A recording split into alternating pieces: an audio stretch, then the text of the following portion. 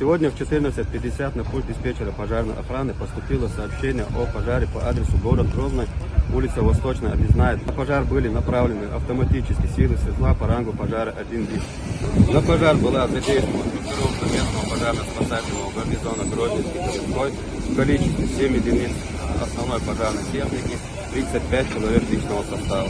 По прибытию в ходе проведенной разведки установлено, что возгорание произошло на автогазозаправочной станции Леонтек. Горят 3 резервуара с сжиженным углеводородным газом. В ходе тушения произошел взрыв. Взрывной волной одна цистерна отброшена на 400 метров, в результате чего, к сожалению, погибло 4 человека, в том числе 2 детей. Тушение пожара в кратчайшие сроки ликвидировано. По итогам данного пожара будет проведена проверка органами дознания.